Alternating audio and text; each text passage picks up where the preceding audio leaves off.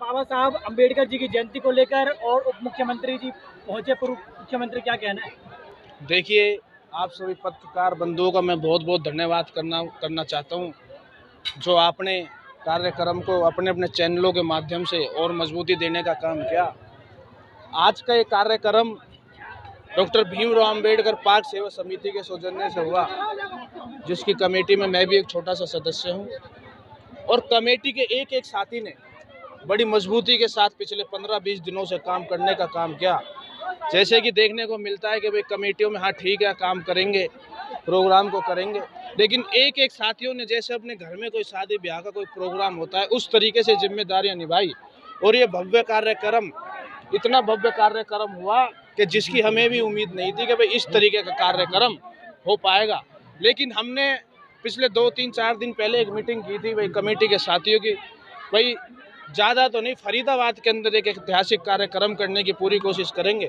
और वो जो सफल हुआ, हमारे गांव गोची के एक एक परिवार, एक एक घर यहाँ पर पहुँचा, और कमेटी के सभी साथियों ने दिन रात अपनी मेहनत को पूरे दौड़ लगाकर, चाहे दिन रात हो, जिनके काम थे उन्होंने अपने काम बंद करे, जिनकी ड्यूटी थी उन्होंने ड्यूटी से छुट्टी ली, और इसको बड़े मजबूती से किया। ये भव्य कार्यक्रम, हमारा तो ये मानना है कि भाई आप लोगों के मीडिया के साथियों से ही पता चल रहा है कि भाई उनका ही कहना है कि भाई फरीदाबाद के अंदर सबसे ऐतिहासिक कार्यक्रम गांव गोची में हुआ है।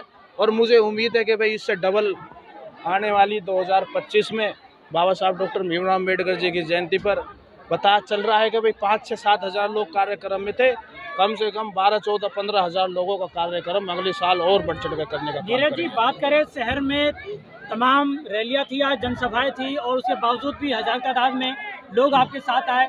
आखिर कैसे इतने लोग जुटा पाए आप?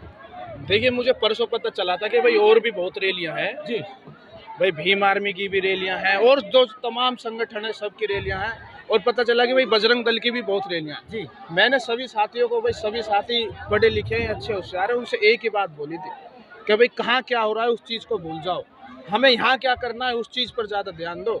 और सब लोगों ने उसी पर अपना माइंड सेट करा कि इसको हमें ऐतिहासिक कार्यक्रम करना है, और करें, और वो कार्यक्रम हुआ।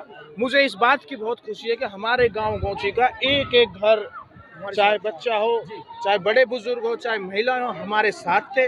और हमारे साथ अब भी आप अपने मीडिया के माध्यम से दिखा सकते हैं कि भाई करीब 9 बज चुके हैं और 3 बजे से ये प्रोग्राम चल रहा है। इतना उत्साह भाई गांव के महिलाओं में हो, चाहे बड़े बुजुर्गों में हो, चाहे बच्चों में देखने को मिल रहा है। मुझे इस बात की बहुत खुशी है।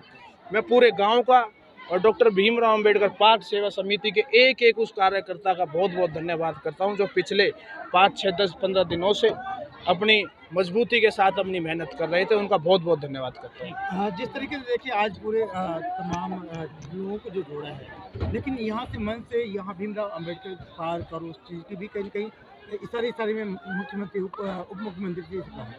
क्या लगता है कि इसको पूरा किया जाएगा इस समय रहते हुए? देखिए, आज से 1 साल पहले यहाँ पर बाबा साहब की एक प्रतिमा लगी होती थी, जिसको कुछ शरारती तत्वों ने पिछली 2 अप्रैल को तोड़ने का काम करा।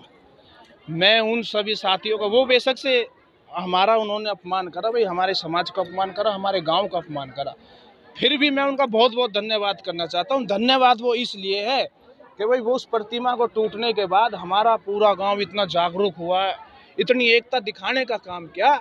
आप अपने मीडिया के माध्यम से दिखाने का काम करेंगे। आज लाइट लग कर के, लेंटर डल कर के बाबा साहब की नई प्रतिमा जो यहाँ पर लगी है, और इसमें और 4 चांद लगाने के काम हमारे कमेटी के लोग करेंगे, मुझे पूरा विश्वास है।